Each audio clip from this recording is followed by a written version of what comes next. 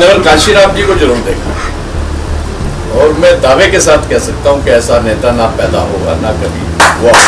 तो देश जिन हाथों में है, जिस विचारधारा के हाथों में है, वो जिस तरह से अटैक करती है, वो डायरेक्ट आपका आरक्षण तो छीन नहीं सकती। एक हीरोइन को पुरस्कार दिया गया, उसको पुरस्कार दिया गया जिसने कहा कि जो आजादी मिली थी वो तो भीख में मिली थी, और ये देश आजाद कराया तो भीख में मिली थी, असली आजादी तो 2014 में मिली है, और उसको वो पद्मश्री दे रहे हैं।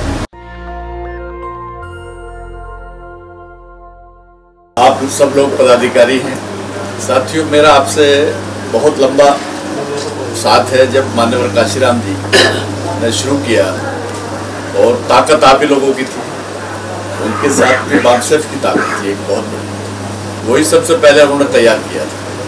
मेरे याद है कि ये तो बहुत बड़ा दफ्तर है, एक छोटा सा दफ्तर करोड़ बाग में हुआ करता था, बहुत छोटा सा एक ऑफिस था, उसमें पंखा तक नहीं था, बहन जी बैठ जाती थी, काशीराम जी और हम भी कैराना से चलकर, क्योंकि एक जो उन्होंने मिशन चलाया था बहुजन समाज के लिए, सामाजिक परिवर्तन के लिए, तो हम भी स्टूडेंट थे, तो वो सुन करके उनके पास आ जाते थे। तो साथियों, एक ये तो बहुत खुशी की बात है कि आज इतने बड़े बड़े ऑफिस हैं, इतने बड़े बड़े हमारे पदाधिकारी हैं, लेकिन ये शुरुआत बहुत ऐसे समय से हुई है कि जब कुछ नहीं था, और ये सिर्फ सामाजिक परिवर्तन की लड़ाई थी। क्योंकि मैंने मान्यवर काशीराम को पूरा उनका जीवन पढ़ा, उनके साथ कई महीने सालों चलते रहे। तो क्या है कि आज, क्योंकि इस मौके पे बहुत लंबा चौड़ा बात करनी ठीक नहीं है, लेकिन मैं आज आपको बताऊं कि मैंने चौधरी साहब से मुलाकात की, क्योंकि मान्यवर काशीराम जी इस दुनिया में नहीं है, बाबा साहब को तो मैंने नहीं देखा, लेकिन मान्यवर काशीराम जी को जरूर देखा, और मैं दावे के साथ कह सकता हूं कि ऐसा नेता ना पैदा होगा ना कभी हुआ। देखिए, आज अभी नौकरी छोड़ी है हमारे केपी चौधरी जी ने, लेकिन उन्होंने तो बहुत समय पहले छोड़ दी। बहुत समय पहले एक क्लास ऑफिसर थे, वो छोड़ करके वो अपना घर बार भी छोड़ करके वो मुझे बताते थे कि मैं पूना से चलता था, जब छोड़ने का मन बना रहे थे और बॉम्बे में आते थे, कुछ अधिकारियों को फोन कर देते थे कि भाई मैं आ रहा हूँ, जरा मिलना। ऐसे शुरू किया था।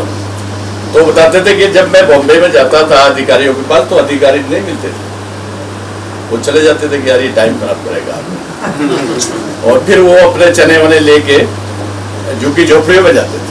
मतलब ये हकीकत बयान कर रहा हूँ मैं।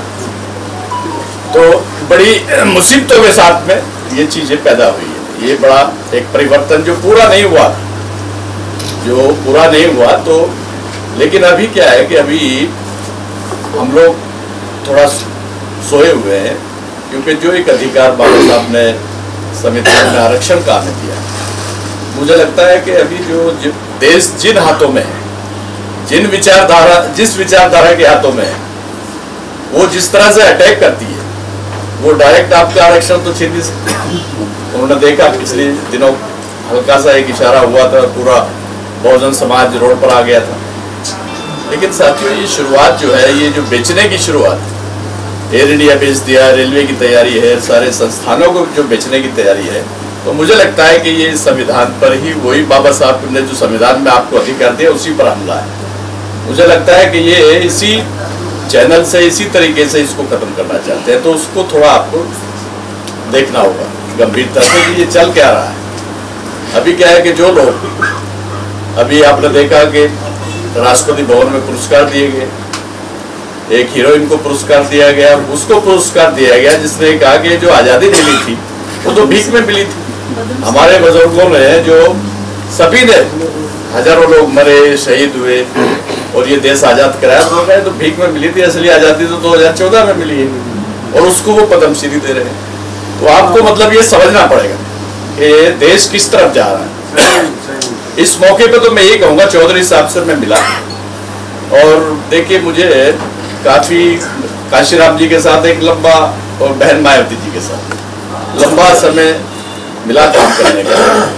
पासवान जी के साथ भी एक लंबा समय, जब वहाँ से थोड़ा काशीराम जी तो चले गए, तो बहन जी ने तो एक एक करके जितने काशीराम जी के थे और जो मिशनरी लोग थे, क्योंकि आज ये हालत ना होती अगर मान्यवर काशीराम जी होते और बहन जी ये गलती नहीं करते तो ऐसा नहीं होता कि आज विधानसभा में 2 विधायक रह गए। जो प्रधानमंत्री बनना चाहती थी, प्रधानमंत्री पूरा बहुजन समाज भी उनको देखना चाहता था कि वो प्रधानमंत्री बने, और उनके 2 विधायक रह जाए तो कुछ तो कमी होगी। ऐसा तो नहीं कि भाई सबके सभी खराब है। तो मुझे ऐसा लगा, देखो शॉर्ट में मैं बताना चाहता हूँ, काशीराम जी भी देखे, पासवान जी भी देखे, मायावती जी भी देखी, तो मैं मिलता जुलता रहा अपना चौधरी साहब से। कोई राजनीति की कोई बात ही नहीं थी, ऐसे ही एक मुलाकात और मिलना जुलना था। तो मैं ईमानदारी से बताऊं कि मुझे ऐसा लगा कि जो बहुजन समाज नेतृत्वहीन हो गया है, नेतृत्व खत्म हो गया है, तो अगर केपी चौधरी जैसे जो एक गांव से चल करके बगैर किसी राजनीति के और इतने बड़े पद पर इतने पूरी दुनिया में बहुजन समाज की बात कर सकते हैं, तो उनको राजनीति में आना चाहिए और उनको इस समाज का नेतृत्व करना चाहिए, मेरे मन में आया। और फिर मैंने ऐसा नहीं कि भाई मैं लोकदल में हूँ तो लोकदल में आ जाओ। फिर मैंने ये सोचा कि देखिए आज जिस तरह की पार्टी है, भारतीय जनता पार्टी है, उसमें जा नहीं सकते, विचारधारा ही डिफरेंट है। मैंने बताया कि वो तो पूरा खत्म करना, उनका तो पूरा संविधान, पूरा लोकतंत्र, सब सिस्टम अलग ही, उसमें जा नहीं सकते। कांग्रेस जो है हमारे यहाँ यूपी में कमजोर है, क्योंकि आप उस पार्टी में जाए ना कि जो आप ये बहुजन समाज की आवाज विधानसभा में, लोकसभा में उठा सके।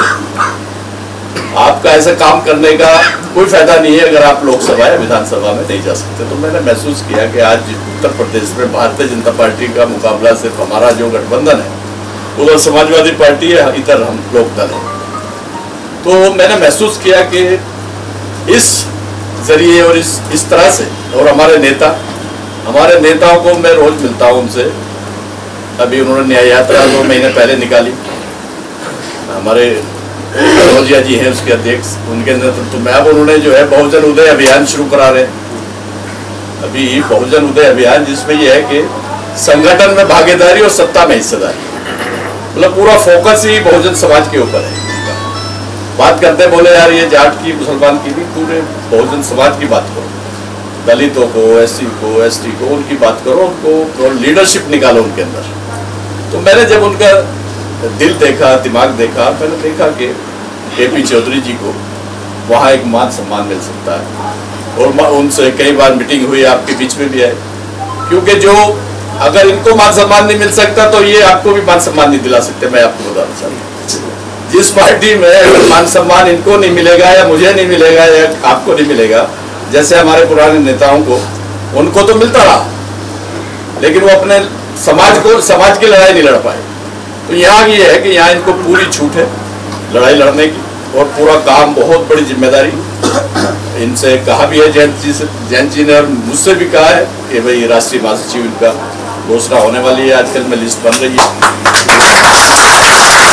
तो मुझे एक अच्छा नेतृत्व नजर आया। देखिए आप लोग यहाँ बैठे हैं, मैंने बताया कि आपके बीच में बहुत लंबा काम करने का बामसेफ में मुझे मौका मिला, बहुजन समाज के जो कर्मचारी है, काशीराम जी के साथ सबके, तो एक अच्छा नेतृत्व हम दे सकते हैं केपी चौधरी जी के रूप में। तो इस आशा के साथ मैं इनको राष्ट्रीय लोकदल बनाया। तो मैं उम्मीद करता हूं कि अगला जो जन्मदिन होगा इंशाअल्लाह ताला ये आपको विधानसभा या अगर सरकार बन गई तो मंत्रालय यही मुबारकबाद इनके लिए, और यही इन्होंने आज मुझे बुलाया। बहुत बहुत धन्यवाद। नेशनल दस्तक की आपसे गुजारिश है कि अगर इसको बचाना चाहते हैं तो नेशनल दस्तक को सब्सक्राइब करने के लिए रेड कलर के सब्सक्राइब बटन को दबाएं, फिर बेल आइकन की घंटी दबाएं। नेशनल दस्तक को बचाने के लिए बहुत जरूरी है कि हर खबर को शेयर करें, लाइक करें, कमेंट जरूर करें।